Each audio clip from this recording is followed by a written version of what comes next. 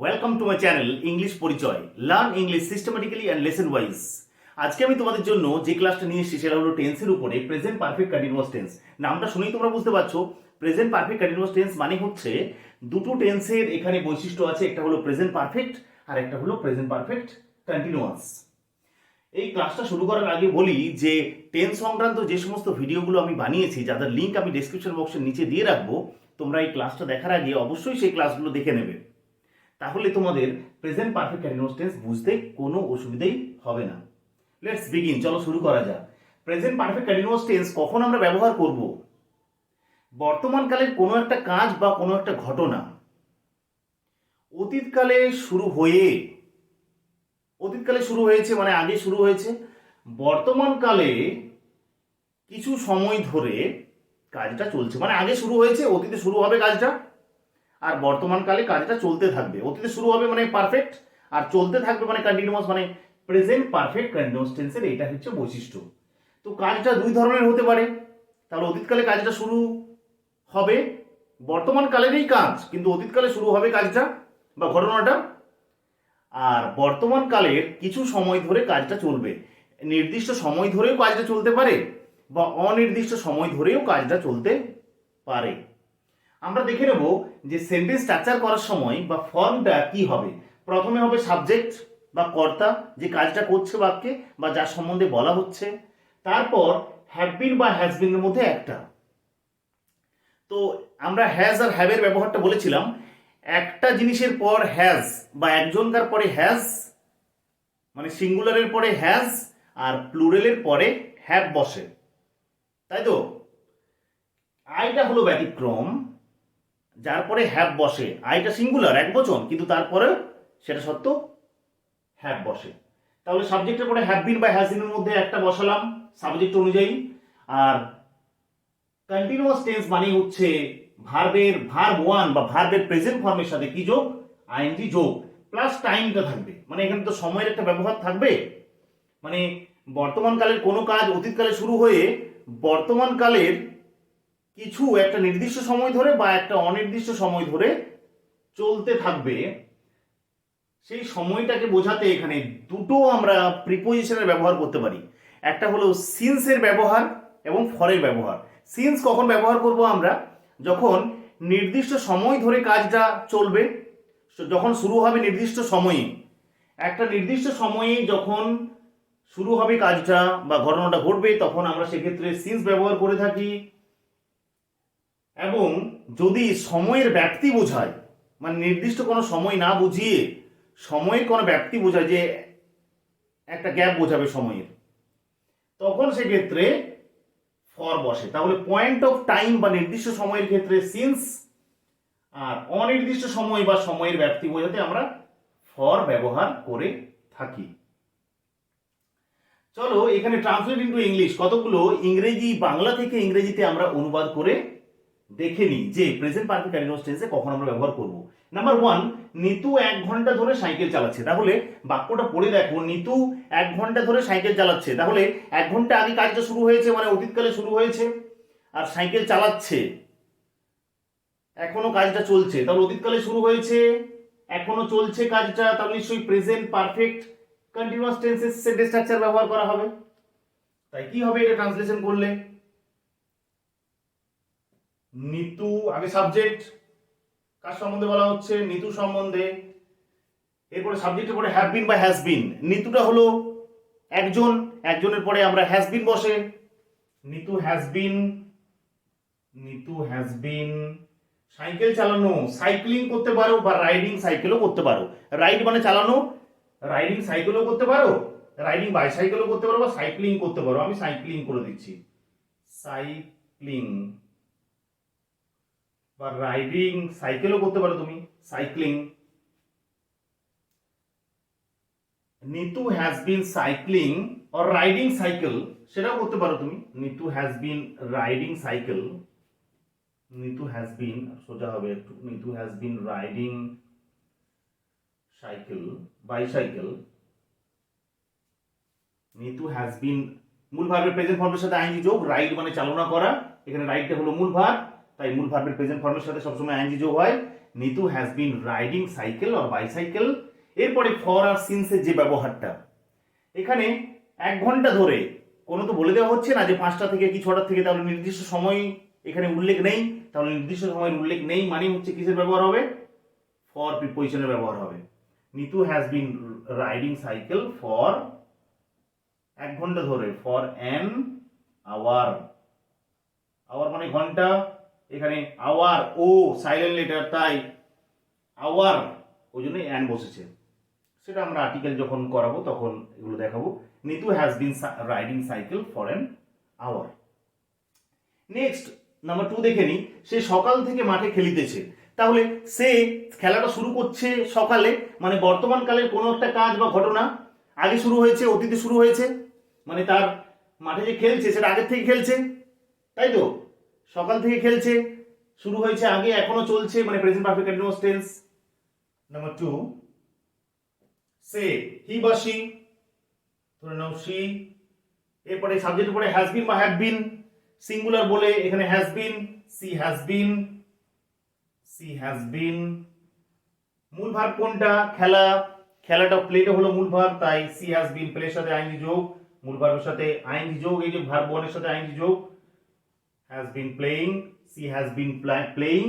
এরপর সময়ের যে ব্যাপারটা সকাল থেকে, তাহলে নির্দিষ্ট করে বলে দেওয়া হচ্ছে সকাল থেকে, তাহলে নির্দিষ্ট সময় বোঝাতে কি বসে? আমাদের সিন্স বসে। তাহলে she has been playing since morning, সকাল থেকে। হয়ে গেল। নেক্সট নাম্বার 3, আমি গত রবিবার থেকে ছবিটি আঁকছি। তাহলে আমি কাজটা করছি, ছবিটি আঁকছি অতীতকালে, গত রবিবারে কাজটা শুরু হয়েছে, অতীতকালে শুরু হয়েছে, এখনো আঁকছি, কাজটা শেষ হয়নি, বর্তমানকালে চলছে, তাহলে প্রেজেন্ট বর্তমানের ঘটনা পারফেক্ট আগে শুরু হয়েছে, এখনো চলছে, মানে continuous, present perfect continuous tense. Number 3, আমি গত রবিবার থেকে ছবিটি আঁকিতেছি। তাহলে আমি হলো সাবজেক্ট বা আমার সম্বন্ধে বলা হচ্ছে। আয়ের পরে বলেছিলাম যে আয়ের পরে আইটা সিঙ্গুলার হওয়া সত্ত্বেও তারপরে কি বিন বসে? Have been. I have been. ছবি আঁকা, ড্র মিন্স আঁকা, DRAW, তাই মূল ভার্বের প্রেজেন্ট ফর্মের সাথে আইএনজি যোগ, আই হ্যাভ বিন ড্রয়িং। ছবিটি নির্দিষ্ট করে বলে দেওয়া হচ্ছে the picture, I have been drawing the picture. গত রবিবার থেকে, তাহলে নির্দিষ্ট করে বলে দেওয়া হচ্ছে সিন্স, নির্দিষ্ট করে বলে দেওয়া হচ্ছে, তাই এখানে সিন্স বসবে, সিন্স লাস্ট সানডে, গত রবিবার, সিন্স লাস্ট সানডে। তাহলে নাম্বার 4 আমরা দেখে নিই, তাহারা 4 ঘন্টা ধরে খেলিতেছে। তাহারা 4 ঘন্টা ধরে খেলিতেছে। তাহলে তাহারা 4 ঘন্টা ধরে খেলিতেছে, তাহলে তাদের খেলাটা শুরু হয়েছে 4 ঘন্টা আগে, অতীতকালে শুরু হয়েছে, এখনো চলছে, তাহলে প্রেজেন্ট পারফেক্ট কন্টিনিউয়াস টেন্স হবে, তাই না? ট্রান্সলেশন করার সময় প্রেজেন্ট পারফেক্ট কন্টিনিউয়াস টেন্স হবে। তাহলে তাহারা 4 ঘন্টা ধরে খেলিতেছে, কারা কাজটা করছে? কে সাবজেক্ট? তারা বা তাহারা। দে, নাম্বার 4, দের পরে সাবজেক্টের পরে হ্যাভ বিন বা হ্যাজ বিন, দের পরে তো দেটা প্লুরাল বহু বচন, তাই হ্যাভ বিন, দে হ্যাভ বিন। বহু বচনের পরে হ্যাভ বিন, এক বচনের পরে হ্যাজ বিন, আইটা হলো ব্যতিক্রম, এক বচন হওয়া সত্ত্বেও তারপরে হ্যাভ বিন বসে। দে হ্যাভ বিন 4 ঘন্টা ধরে খেলিতেছে। দে হ্যাভ বিন, খেলাটা হলো মূল verb, they have been playing, তাই তো? এরপরে সময়ের যে ব্যাপারটা, ফর কিংবা সিন্সের ব্যবহারটা, 4 ঘন্টা ধরে নির্দিষ্ট করে তো বলে দেওয়া হচ্ছে না, তাই এখানে অনির্দিষ্ট সময় বোঝালে কি বসে? For. They have been playing for 4 ঘন্টা, 4 আওয়ার্স। নেক্সট নাম্বার 5 লক্ষ্য করো, এই বাক্যটাকে আমি, এটা তো সাধারণ বাক্য, তাহারা 4 ঘন্টা ধরে খেলিতেছে, এটা হলো সাধারণ বাক্য। সাবজেক্ট ভার্ব অবজেক্ট রয়েছে, শেষে ফুল স্টপ রয়েছে, কিন্তু এই বাক্যটাকে যদি প্রশ্ন করা হয় তাহারা কি 4 ঘন্টা ধরে খেলিতেছে, তাহলে প্রশ্ন করতে গেলে কি করব আমরা? সাধারণ বাক্য আর প্রশ্নবোধক বাক্যর মধ্যে ফারাক একটাই, বলেছিলাম আই হ্যাভ যদি সাধারণ বাক্য হয় তাহলে প্রশ্ন করতে গেলে কি হবে? হ্যাভ আই, শেষে জিজ্ঞাসা চিহ্ন হবে শুধুমাত্র। সো তাই এই সাবজেক্ট প্লাস সাহায্যকারী ক্রিয়াটার বদলে সাবজেক্টের পরে হ্যাভ বা হ্যাজ আছে না, হ্যাভ বিন বা হ্যাজ বিন, এই হ্যাভ কিংবা হ্যাজটা সাবজেক্টের আগে চলে যাবে, কিছুই নয়। লক্ষ্য করো, এটা লক্ষ্য করলে বুঝতে পারবে।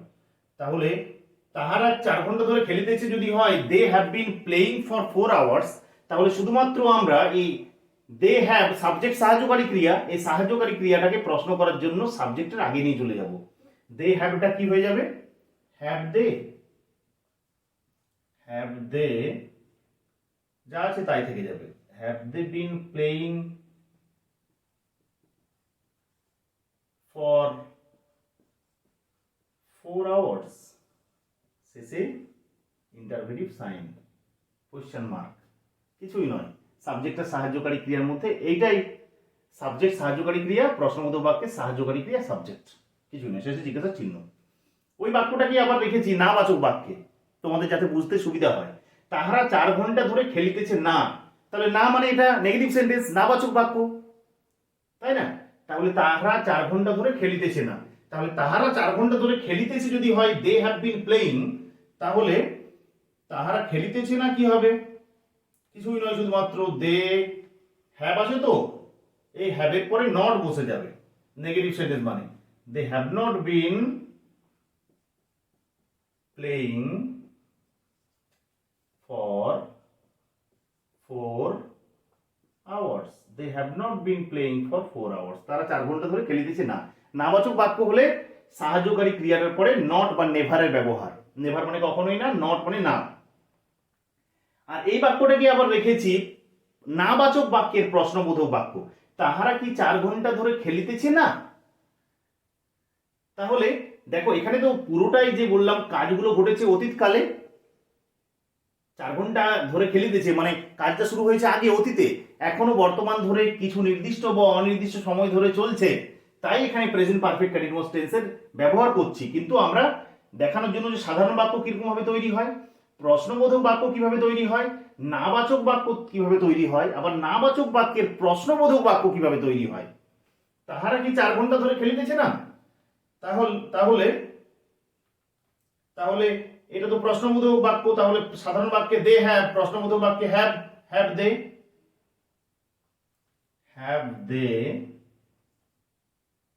দে নট, কিছুই নয়, have they not been playing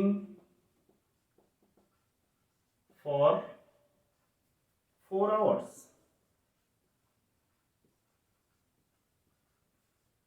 শেষে জিজ্ঞাসা চিহ্ন।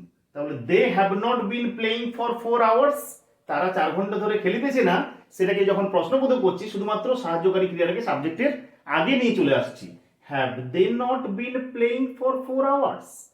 এখানে একটা জিনিস আরেকটা বলার আছে, সেটা হচ্ছে আমি আগেও বলেছি আর এখনো বলে দিচ্ছি যে এখানে দে মানে তাহারা, দেটা তো প্রোনাউন, নাউনের বদলে বসেছে, প্রোনাউন আছে বলে নটটা প্রোনাউনের পরে বসলো। এখানে প্রশ্ন করার, নাবাচক বাক্যের প্রশ্ন করার সময় এটা একটু কেয়ার রাখতে হয়, ওই জন্য বলে দিলাম আমি, এটা খুবই গুরুত্বপূর্ণ, এই জন্য বললাম যে প্রোনাউনের পরে নট বসে, পি মানে প্রোনাউন আর পি মানে পরে, তাই এখানে সাবজেক্টটা প্রোনাউন আছে বলে নটটা প্রোনাউনের পরে বসলো। কিন্তু সাবজেক্টটা যদি রাম সাম যদু মধু নাউন থাকতো তাহলে কিন্তু এই নটটা বসতো নাউনের আগে, যদি নাউন থাকতো তাহলে নটটা বসতো নাউনের আগে। এটা যদি রাম থাকতো তাহলে হ্যাভ নট বা haven't Ram bin playing for 4 hours হতো। তাহলে আশা রাখছি এই প্রেজেন্ট পারফেক্ট কন্টিনিউয়াস টেন্স বুঝতে তোমাদের কোনো অসুবিধা হলো না। তোমরা এগুলো তোমাদের দৈনন্দিন জীবনে লেখার সময় বা বলার সময় এগুলোকে ব্যবহার করবে।